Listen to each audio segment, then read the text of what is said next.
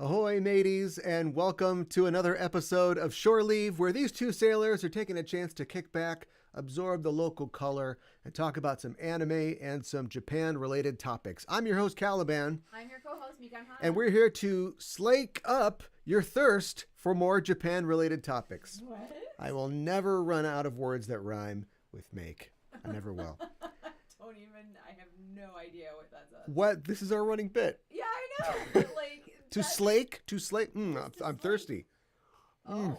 I've slaked this thirst. Oh, I never heard Just that little sip. Slaked it completely. Okay. Slaked it through the heart.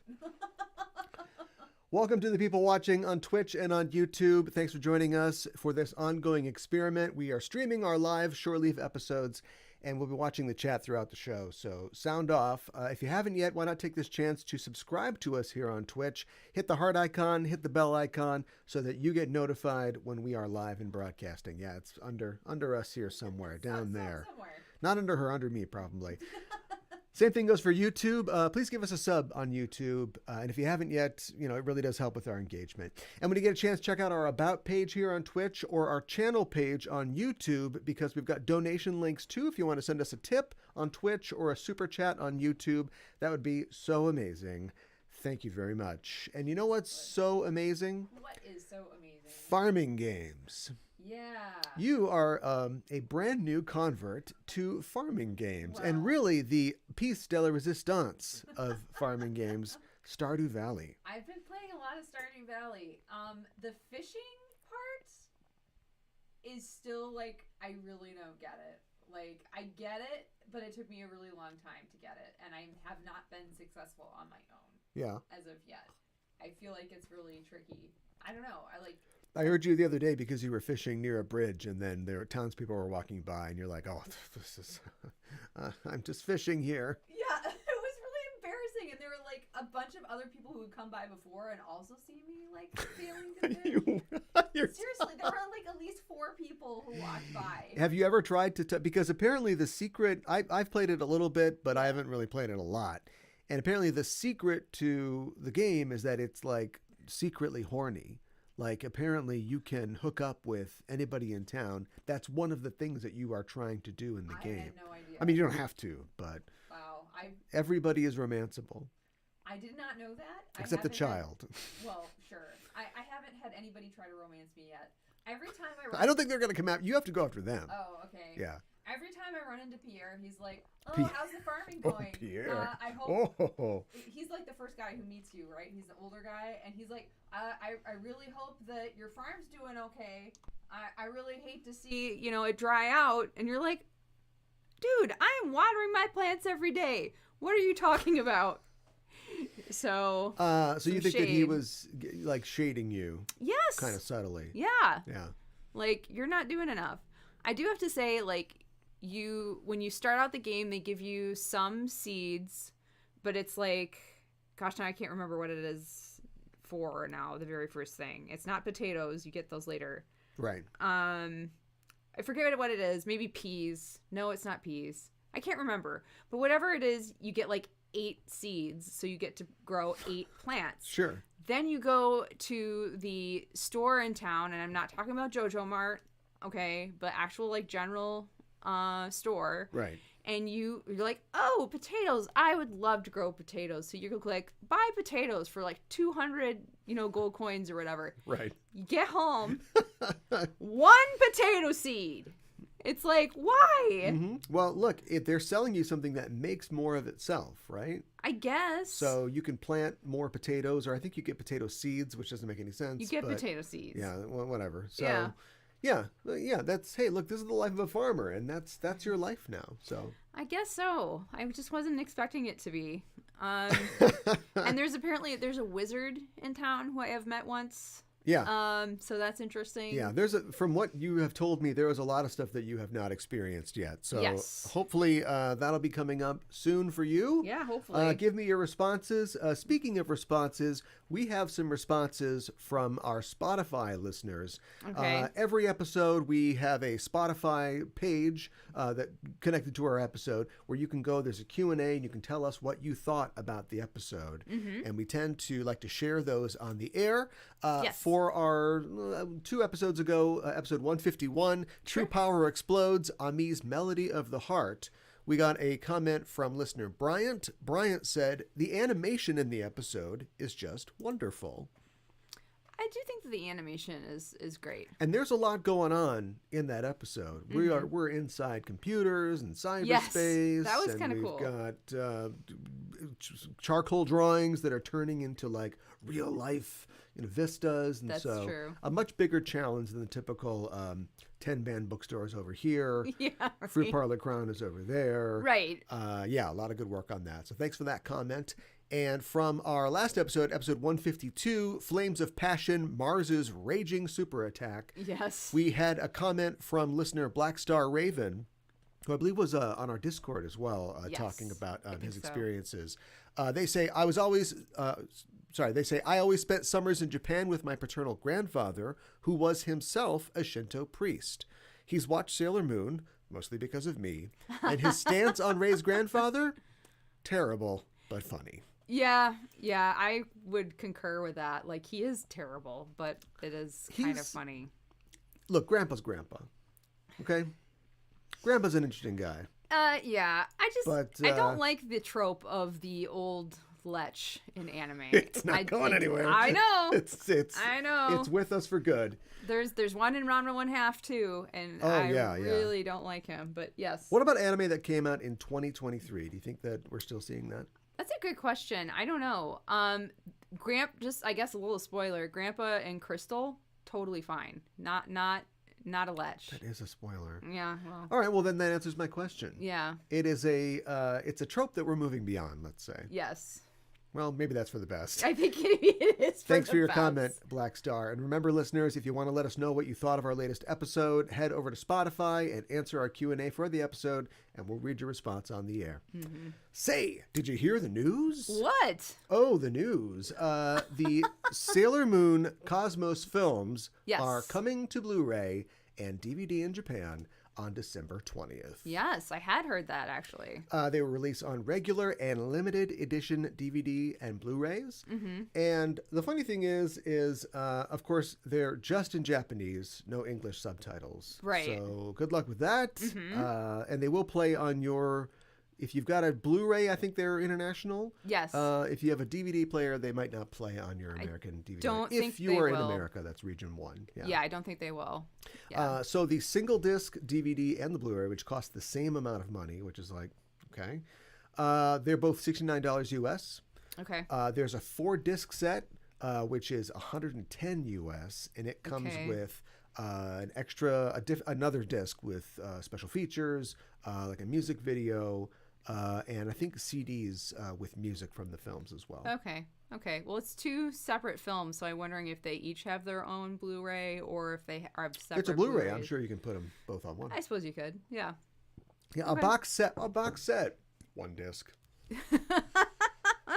What happened to my the old days when you get the box, it's a thing, you know, it's like 14 Evangelion DVDs, Yeah, and you right. can only fit 2 episodes on a DVD. Right. That's how it was when I was watching Ramen 1/2. There was like only 2 Okay. per disc or something like that, or maybe 4. I have a Twilight Zone DVD box set, but it's not DVD, it's Blu-ray. Right. And it is like, it's in the teens, the number of discs. I think just because there's just so many, you know, there's like There are a 200 lot. something episodes, and and there's more features and stuff like that. Yeah. In glorious 360 black and white 4x3 TV yeah. remastered. Well, it's remastered though, so that's good. You can see the sweat on William Shatner's brow when he's like gripping the handle of that airline seat. Right. Look at the plane. Look inside the wing. So who knows? Maybe we'll have that in the future. Maybe we'll be talking about those in the future. Yeah, the other No films promises. were on Netflix, so hopefully they will be released on Netflix sometime soon. I don't believe in Netflix. Yeah, well. It's not real to me. Okay. Well, it has Olive Crystal right now, so Okay. yeah. Well, let's get started, huh? Yeah, let's Mika do and it. I are going to talk about what's on our mind for this shore leave. And Mika, why don't you take it away? Sure. So I'm going to talk about the rise and fall of the Ninja Bear. Ninja Bear. So Yes. that's right. This guy. This Is that what we're talking about? I no, not quite. That's really adorable. It's got that's- scales. That's actually a black bear, and Ninja Bear is an Usuri brown bear. Ah. So, but they do have those kinds of bears in Japan. So Okay. maybe he is another Ninja Bear, and he's just doing tricks. He's training to be his successor. Yeah, he's just doing tricks. He's a cool Ninja Bear. This Ninja Bear that I'm going to talk about, we don't know about him so much. Okay. For the last 4 years, dairy farmers in the eastern part of Hokkaido Prefecture have dealt with the cow attacks from an Usuri brown bear that wildlife authorities call Oso 18. Okay. Oso 18 has also become known as another name, Ninja Bear. So I think I have my first image. So this is just a bear crossing sign, but you see that a lot. There are a lot of bears in Hokkaido. I think they estimate to be about 12,000 bears in Hokkaido. It's a lot. The name Oso 18 comes from its front paw prints being 18 centimeters or 7.1 inches across. And if we go to image number 2, that's Ninja Bear's paw print right there. So there's is this a box of cigarettes or Something like that to show for scale. Okay, well, that's a big It's paw. It's a big bear. So what's the Japanese word for bear? That's a really great question that I can't. Also. I don't. Kuma. Or kuma. Yeah. What's the oso? The oso. Because oso is bear in like Spanish.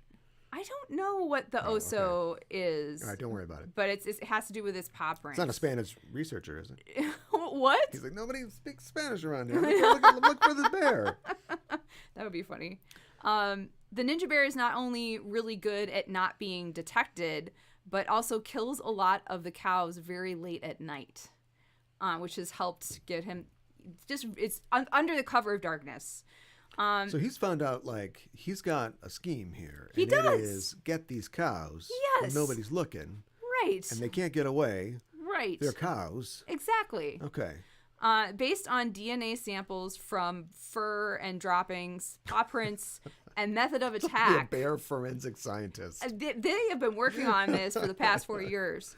The Ninja Bear is suspected to be the assailant of about 66 attacks on dairy cows at farms in Shibecha and neighboring town of Akeshi from July 2019 to June of 2023.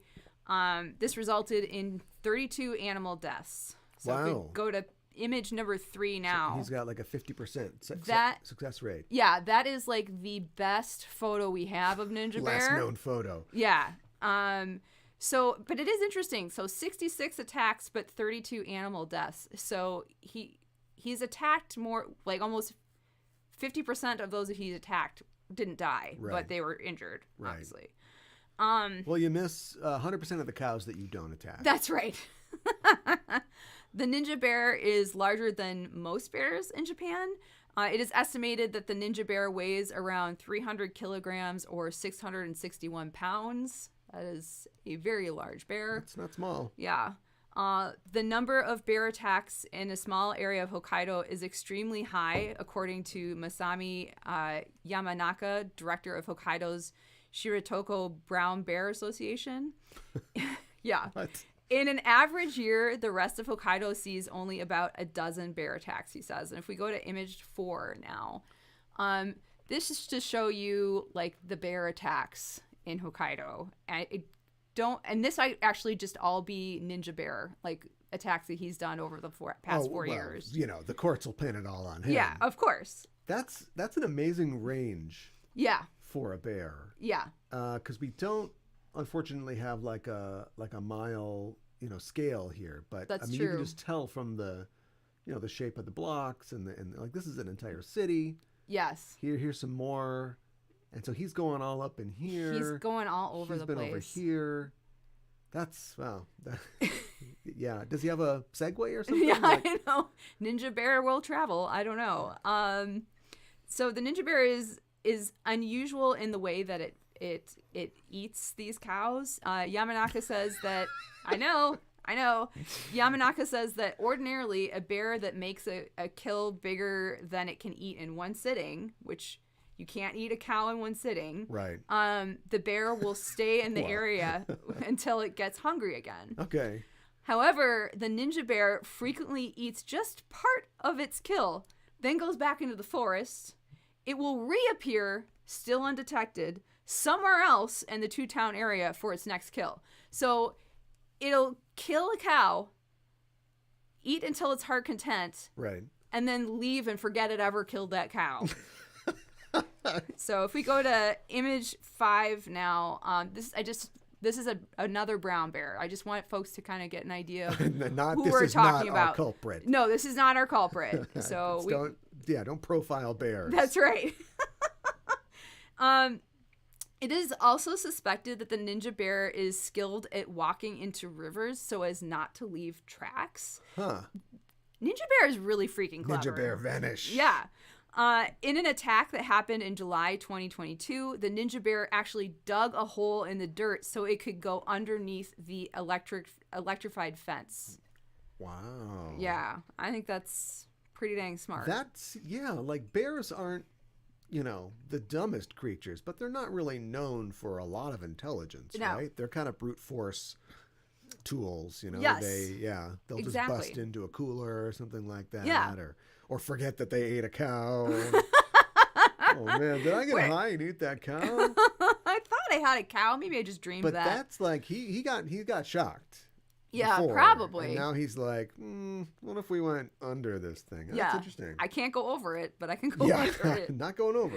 The ninja bear's inconsistent activity has exasperated hunters and animal control efforts, and at least one dairy farm has put out one of Japan's robot monster wolves as a precaution. So if we could go to image number 6 now.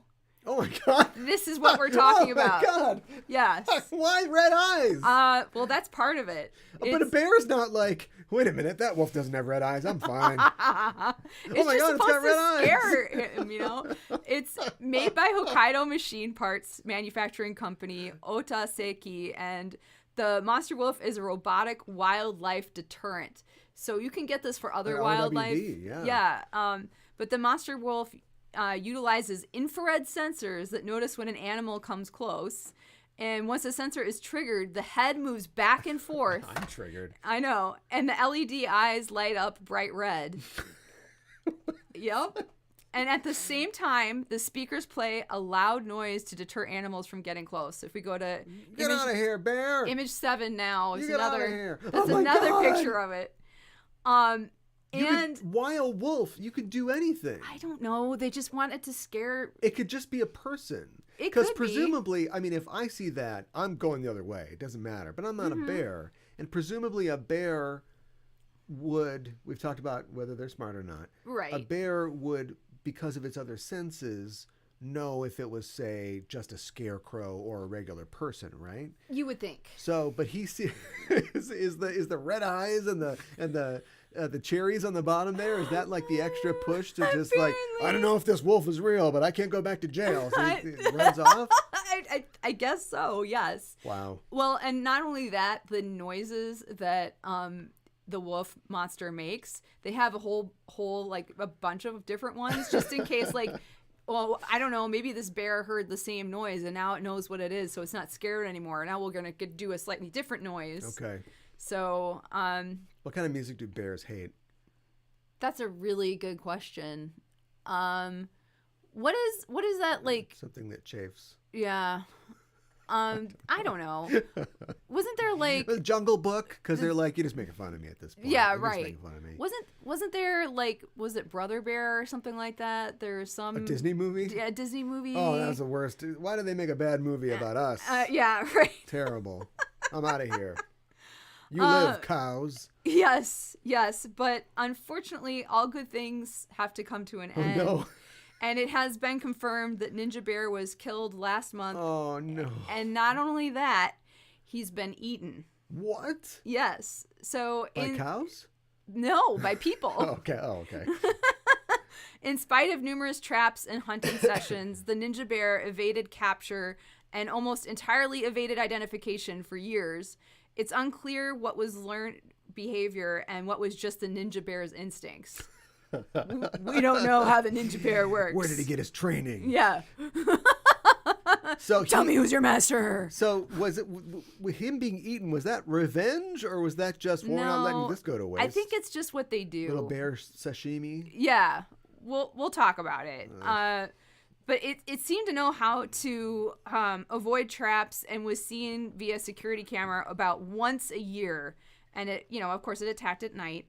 I mean, that was on purpose. Yeah, right? It came up into the cameras like, I see you. Yes. Not only was it beneficial for the Ninja Bear to strike at night when it was dark, there was also an ordinances that banned the utilization of hunting rifles after sundown. oh. So that's also a big reason So why. you're defenseless against the bear. Yes. Okay. The DNA record about the Ninja Bear made it possible for authorities to confirm that a brown bear who was killed in Kushiro by a hunter on July 28th, 2023, was in fact the Ninja Bear. The Ninja Bear was 2.1 meters or 6.9 feet and 330 kilograms or 728 pounds. So it's larger. It was larger than they estimated. Yeah. Wow. The DNA examination verification wasn't concluded and announced until August 22nd. So people didn't know until August 22nd. And you gotta wait for copycats. Yeah, right.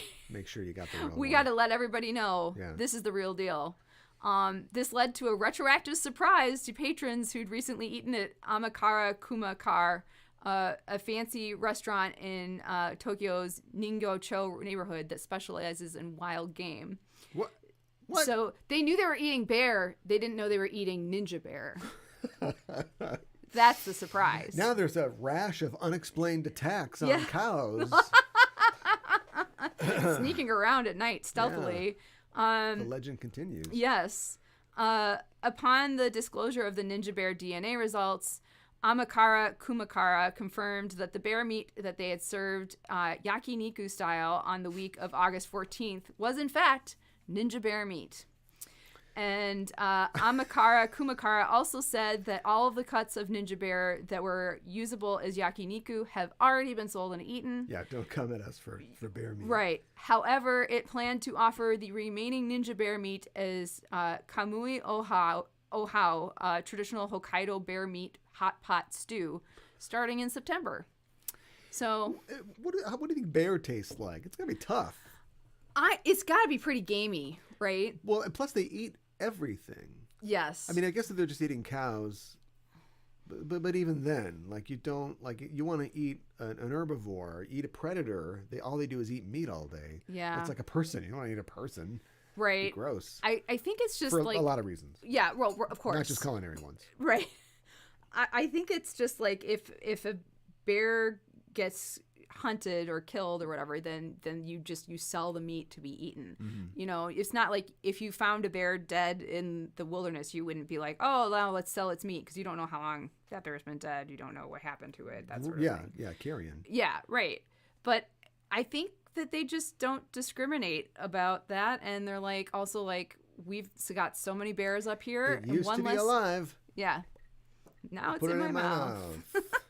Well, kudos to the bear CSI team. Yes. That bear went over the mountain. Yes. And he saw. Yeah. He totally did. I do have some additional facts about brown bears. There was the Sankambetsu brown bear incident, which occurred in December 1915 in Sankei. We've talked about this before. In the Sankambetsu district, and it was the worst bear attack in Japanese history. This bear just went nuts. Yeah, and it resulted in the deaths of 7 people and the injuring of 3 others. It's 100 years ago. I mean, we can laugh about it now, but it's still brought up. You know, the perpetrator was 380 kilograms, 840 pounds, and 2.7 meters tall brown bear, which twice attacked. Twice. When can you make a movie about this? That's a great question. I think it's time now. You ever seen Ravenous? No. Guy Pearce and the guy from Trainspotting who was on Once Upon a Time for a long time. Okay. Carlisle. Robert Carlyle. And they're like in the woods. It's like a Wendigo tale. I won't get into it, but it's about like eating meat and like they're trapped. It's a survival tale. So what if you had like these people? I guess it's just a bear kills a bunch of people. It's just Cocaine Bear, I guess. It's Cocaine Bear. Sake you're right. Bear, the prequel. Yes, but, right. You know, when do you say, oh no, it was a bear oni or something like that, and then you put a little spin on it? Do a bear ghost If they can make a Suicide monster. Forest movie now, we can make a demon bear movie now. Yeah, you're right. Yeah. But it twice attacked the village of Tomamae, returning to the area the night after its first attack during the pre-funeral vigil for the earlier victims. Okay. So that's pretty great. The incident is frequently referred to in modern Japanese bear incidents. They're like, oh, and this happened over 100 years ago. But it's huge. You know, it's like the worst bear incident in Japan. And a great screenplay. Yes. And is believed to be responsible for the Japanese perception of bears as quote-unquote man-eaters. You really want your screenplay on the brown list, not the black list. Is that actually a thing? A brown list? Okay. No, that's a bear joke. What is the best kind of list? A brown list. I did think of Dwight Schrute and Jim while I was doing this. What's the best bear? False. Yes. Yeah, so what? Well, thanks for that. You're welcome. I thought we all could use some stealthy ninja bear action. Yeah. Gotta think differently about bears. Yeah. And how delicious they are. I know. After that. Well, thanks for that. We've been talking about the Dead Moon Circus recently on Sailor Noob while we cover Sailor Moon Supers. But tonight I want to talk about a different kind of circus. There's many influential names in the annals of anime history like Tezuka, Miyazaki, Otomo, Watanabe, but most names that you'd probably know from anime, the names above the title, are creators and directors. And it's not often that an anime artist or animator or animation director becomes a household name.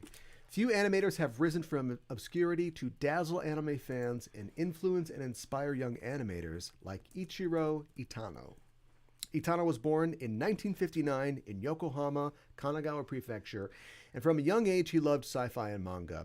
One of his favorite characters was Kaikader, I believe it's pronounced. Okay. It's an android character created by Shotaro Ishinomori, who also created Cyborg 009 and Kamen Rider. So it's like a lesser-known character by that guy. And when Itano was a kid, he strapped 50 toy rockets to his dirt bike to emulate the rocket-powered motorcycle that Kaikader drives. And we're talking about him now, so he somehow survived that. Oh my God. His senior year in high school, he got a job as an in-betweener animator for a company called Studio Musashi. He saw a recruitment ad, and apparently he had been temporarily suspended from high school, so he had some free time. Oh my gosh. And at Musashi, he immediately got to work on series like Space Battleship Yamato and Galaxy Express 999. Matsumoto jams. Yeah. One of his first major jobs was as a key animator for 1979's Mobile Suit Gundam, and his main focus was mechanical design and mecha design. So he's doing all the robots and the ships. Kind of that's the bread and butter of Gundam, right? Absolutely. He also worked on Densetsu Kyojin Ideon, or Space Runaway Ideon, which was a 1980 mecha series produced by Sunrise Studios. And those were breakout roles for him. That got him a lot more work in the industry. He also worked on Akira Toriyama's Dr. Slump, and he was a key animator for the Daikon 3 and 4 studios for Studio Gainax, videos for Studio Gainax. Oh, we think we watched those ones recently. Yep, yeah. Yep. He did the mechanical designs and the airship combat. Oh, that's really cool. In 1982, he began working for Shoji Kawamori on Super Dimension Fortress Macross, where he served as a key animator, a mechanical animation director, and he helped design the show's OP. And he continued to work on the Macross series through the 80s, including the theatrical film in 1984, as well as shows like Urusei Yatsura, Fist of the North Star, Pat Labor, Battle Royal High School. Wow. These are all things we've heard of. Yes. As well as the Gainax film, The Wings of Anamisi. Okay. He also heard of that, of course. He served as animation director for the very influential Megazone 23 OVAs. Whenever they interview somebody who runs a giant robot show, they always cite like Megazone 23 as being very influential on them. And in the late 80s, he continued to work on series like Slam Dunk, Tekkaman Blade, and Crusher Joe. But as the bubble was breaking in Japan, the Buburugeki, anime production slowed down with the rest of Japan, and he found himself without regular work. He actually had to get a job as a truck driver to make ends meet. Oh, interesting. However, as the economy began to recover, his former co-worker and Macross boss, Shoji Kawamori, called him to work on the Macross Plus movie, which came out in 94 or 95, which led to more work on series like Space Pirate Mito, Arjuna, Gantz, and the Spriggan and Cowboy Bebop movies. Oh, wow. And he's still working to this day. He's working with his friend and colleague Hideaki Anno on the End of Evangelion and Eva reboot films. He's advising on new Gundam films and on the, and I don't know how to say this, but SSSS Gridman series? I have no idea. Or maybe it's Gridman series. I like the idea that it's Gridman series. Maybe they sprung a leak a little bit. Maybe. So there are a lot of legendary animators in the industry. Why is this guy so special? Well, he's a legend for a lot of reasons. The early mecha series that he worked on, like Ideon and Gundam and Macross, would go on to inspire every giant robot series on the air today. And many of the design ideas that started in those series, like the transforming robots, space battles, the dynamic posing, and the specific design ideas, he was instrumental in bringing about. And he's known for a couple of specific touches that have been replicated throughout the industry. Number one, applying lens effects to animation in the anime industry. Enhancing the sense of motion and depth. So animation, is flat, obviously, and you have to do a lot of different things to make it seem like things are really happening. And his animation is known for the energy of its action, and one aspect of that is the way in which objects kind of like come and go in and out of the camera. So a jet or a robot might be very far away, but as the battle goes on, it like flies close to the camera. Sure. And gets bigger, and then he adds like a distortion to the object, like it's being captured by a camera lens, a fisheye lens. He calls this angle animation. And it went a long way to communicating like the reality and the sense of depth of the objects in the frame, as if they were being captured by an actual camera, in the scene. That's so cool. Related to this is his idea of variable view, which follows an object from a subjective point of view. So it's been compared to skydiving photography.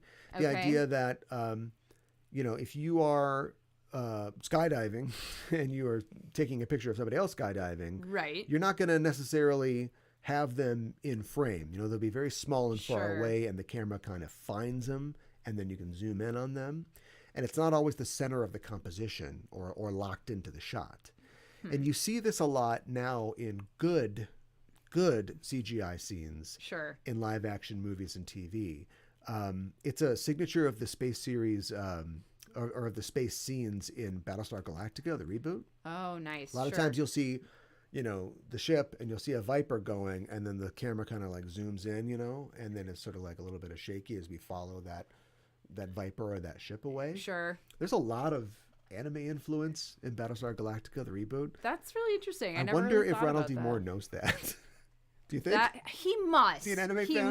He must be. Well, his CGI guys are. Yeah. He also has signature explosions. He'll often depict the impact of a projectile and the explosion or the detonation separately, Okay. and add secondary explosions to the attack. So a lot of times you'll see a missile hit a ship, Sure. and there's an explosion, and then you'll see like other little explosions happen, Okay. on it. Sure. That's his.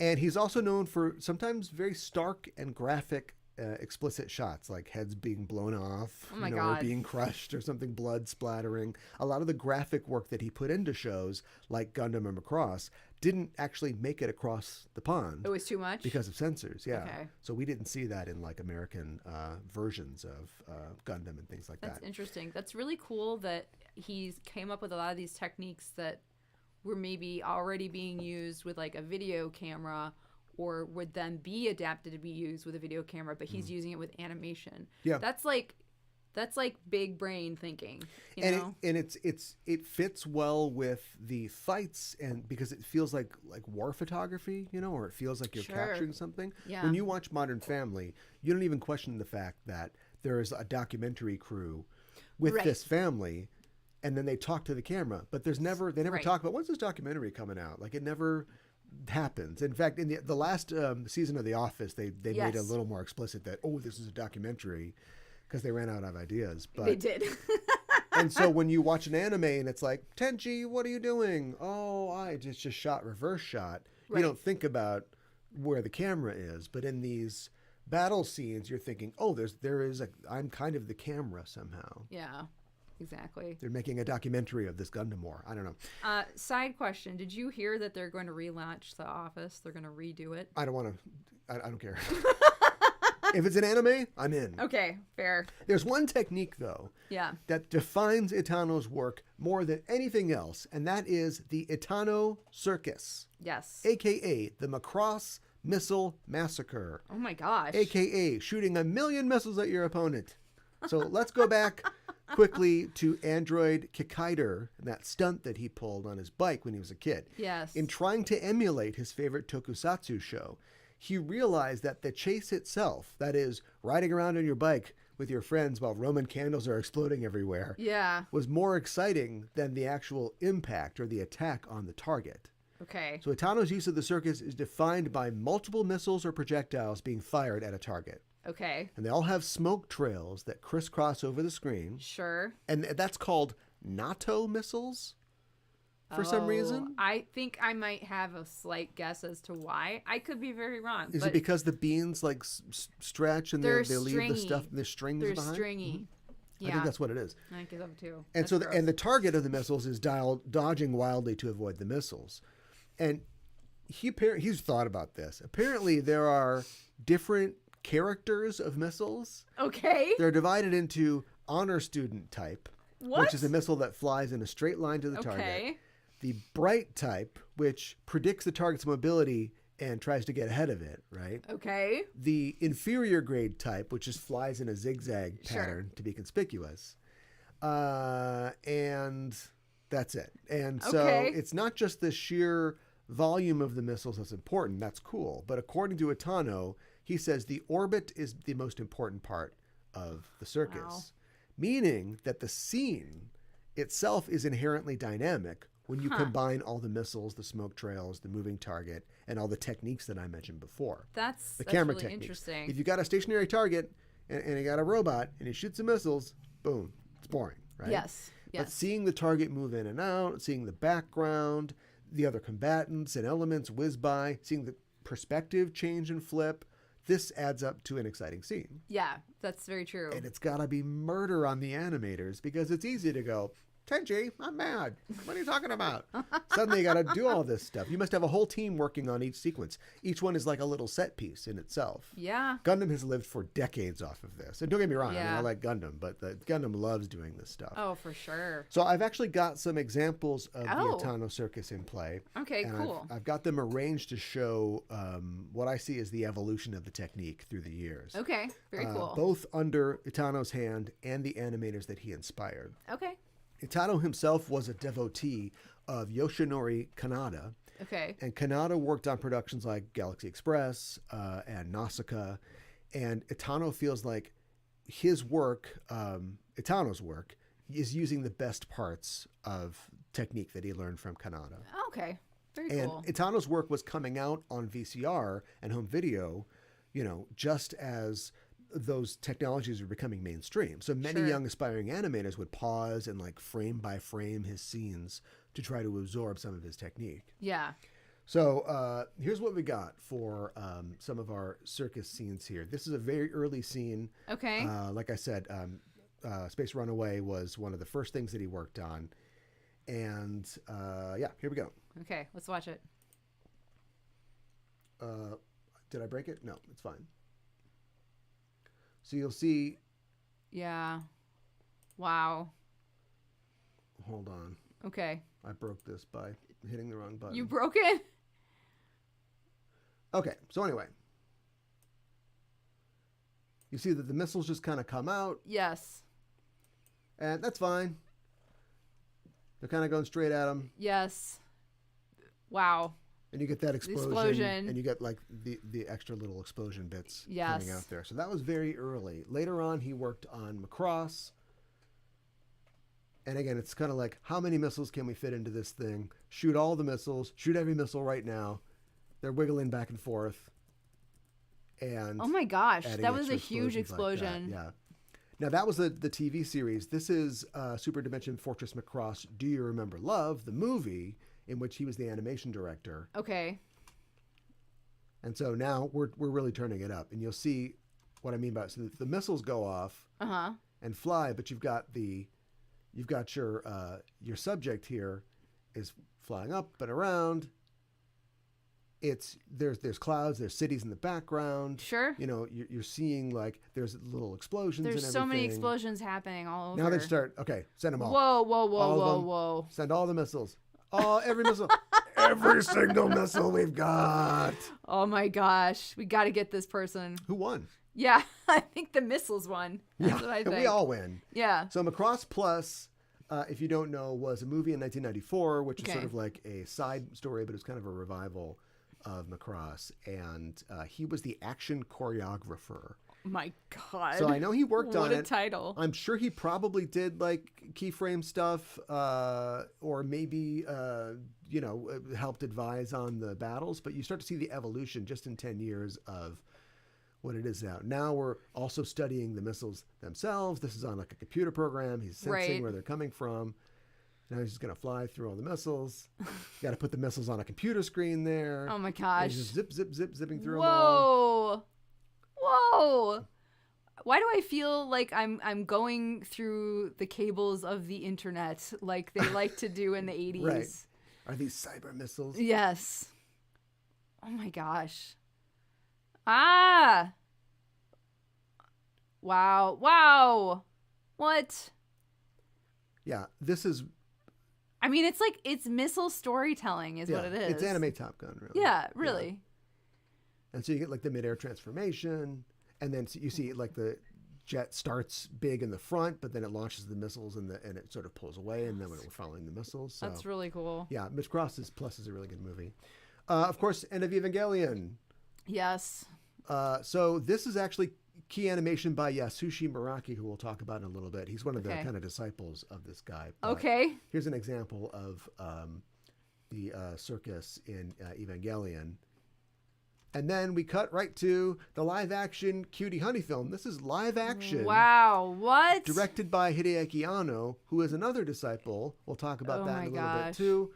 But this is an example of it being used. There's a live action Cutie Honey movie? Yeah, get over that and just and see the live action Itano Circus. Cowboy Bebop, of course, used it as well. Masami Goto is another guy Sure. who uses this a lot. This is from an episode, the third or fourth episode, Honky Tonk Women. Oh, yeah, sure. It's just so cool looking. And then we get an upgrade when we go to Cowboy Bebop the movie. Yeah. Which features, here's their idea. We've got missiles with multiple warheads. So each missile is itself an Itano Circus. Oh my gosh. There's no sound on these clips. So No, but we gotta talk our way through.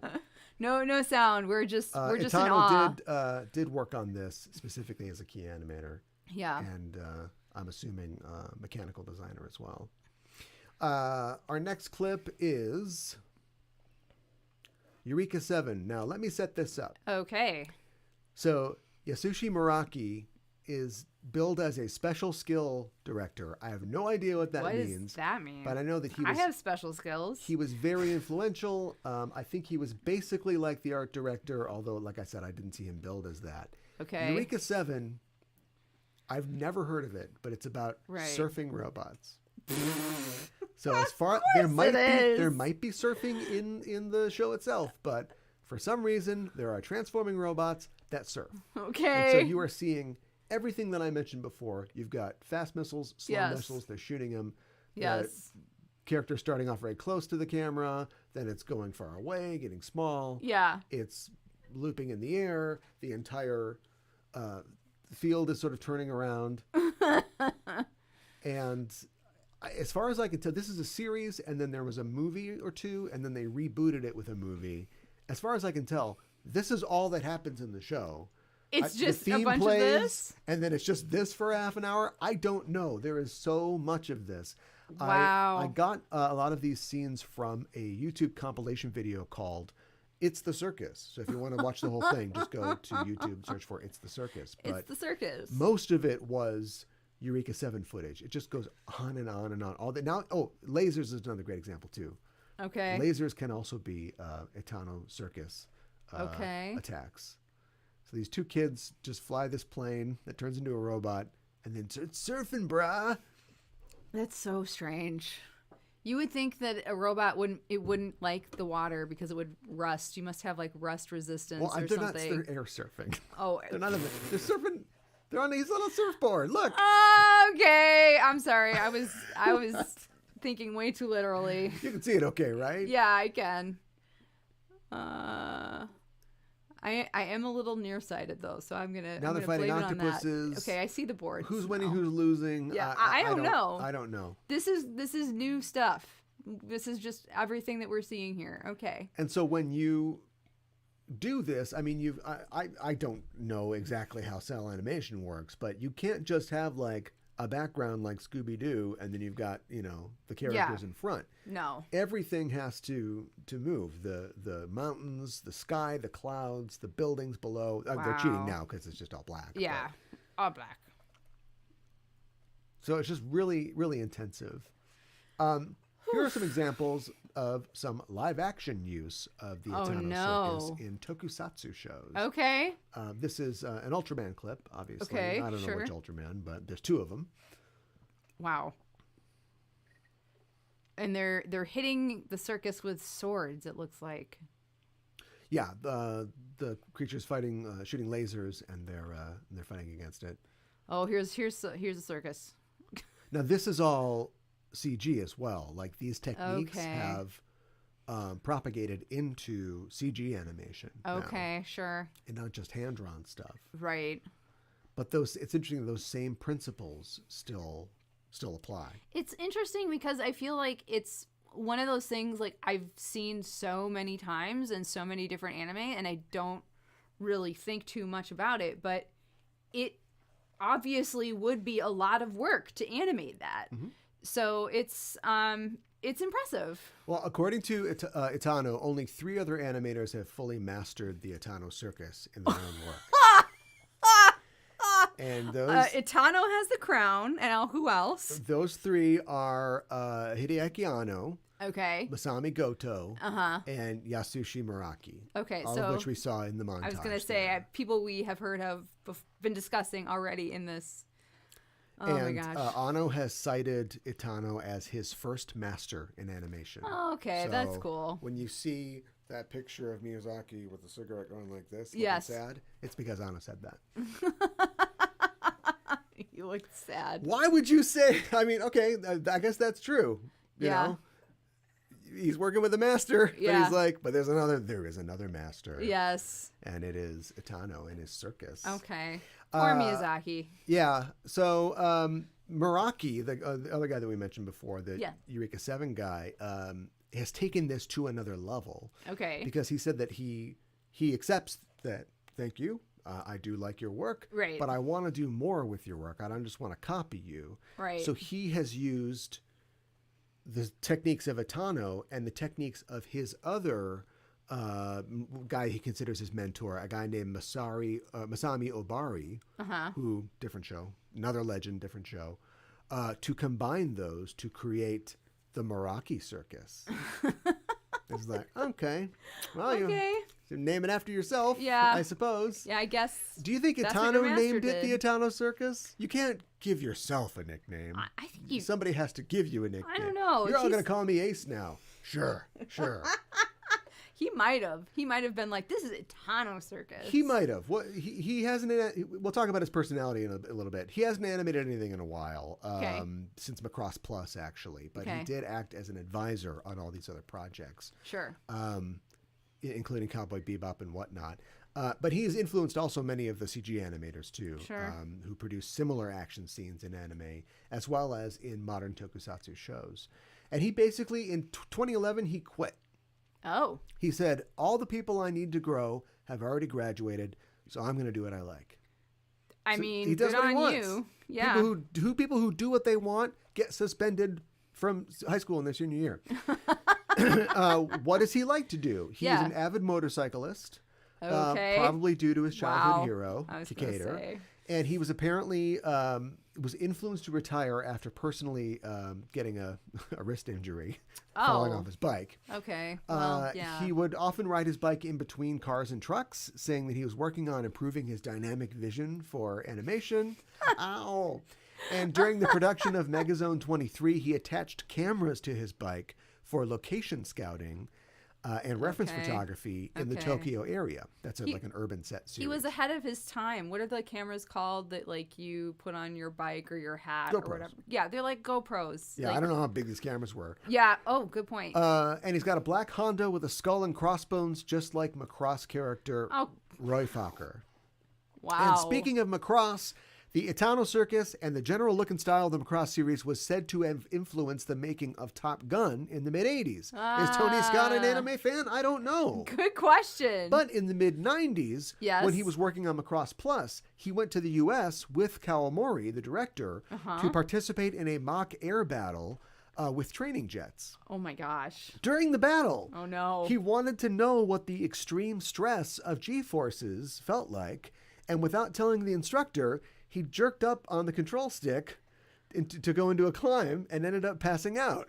Oh my gosh. So he's kind of a loose cannon. Or That- a loose missile. I was gonna. Yes. Not an honor student type. Well, no. He's yeah. zigzagging He's all around. zigzagging. Yeah, you're right. That's him 100%. Apparently, at the wrap Wow. party for a movie that he was directing, a producer came up and hit him in the face and said, "Do you know how many animators quit because of you?" Oh my god. It's clear that the little kid who had put rockets all over his bike didn't mature a whole lot as far as like, stunts that they're gonna pull, right? Yeah, I think so. I think he knew what he wanted to do, and Yep. he kept doing it. And he, Yep. not unfortunately, he amazingly created all of modern mecha anime as we know it. Yeah, I was So, gonna say. all hail the ringmaster, Yes. Master Itano-san. Yes. Well, I think that's it for our show this week. Thanks for coming along with us, and thanks to our patrons for your support. And we couldn't do the show without you. Thank you very much. I wanted to remind everybody, a patron or no, that we have lots more Sailor Noob content available on our Patreon at patreon.com/Sailor Noob. If you want to support the show by becoming a patron, you can go to our Patreon And if you want to support us without becoming a patron, you can give us a tip at Ko-Fi, Ko-Fi /Just Enough Trope. We've got a Discord to join, which is free, no tip required. You can find it in the About page here on Twitch. And don't forget to subscribe to us here on Twitch before you go. Also, we stream video games and other videos all the time here. So if you hit the heart icon and the bell icon to get notified when we're live and broadcasting, check us out. I think that is it for Shore Leave this week. I hope you've been completely slaked for this month. Oh my God. And we'll be back next episode, next month, I guess, technically, with a new episode of Sailor Noob. Mika, what's that episode going to be? Yeah, we'll be talking about episode number 153, Kyofu no Haisha-san. Well, that should be a question. Kyofu no Haisha-san. Goes up at the end. Yeah. Para para no yokata in Japanese. Dentist of Horrors? Horrors, not horrors. Pala Pala's House, the English translation, and the English title, Dental Dilemma. I've been shocked and dismayed so often that I just feel it coming, and I don't feel any different. Yeah, so, pretty much. Bring it on. Bring it on, Sailor Moon Supers. I can do it now. Phantom Casual in the chat did ask if you got spoiled for this part. I think she's for Gramps. For Gramps? I think so. Cosmos Gramps? Yes. I wouldn't expect Cosmos to do a lot much with Gramps, but I'm not too worried about it. But who knows? Maybe I'll watch Cosmos in the future and be like, oh, Gramps. Hey, we got a new episode of Sailor Cinema on the Patreon where we talk about the movie Tampopo, one of the best movies really of all time. 100% on Rotten Tomatoes. It is nominally about the starting of a ramen shop. Yes. On a broader scale, it's about all of Western cinema through the lens of a Japanese cinema fan. If you're a Princess level patron, or if you're interested in becoming a Princess patron and hearing us talk about Shin Kamen Rider, Tampopo, the entire Shin series, and more Japanese films of great Japanese films of Japanese cinema, check that out at patreon.com/Sailor Noob. And I wanted to say we do have merch available at justenoughtrope.threadless.com. I believe that's right. If you go to Threadless, search for Just Enough Trope, you'll find us. That's it for us for this Shore Leave. We will see you next week when we make up for another episode of Sailor Noob.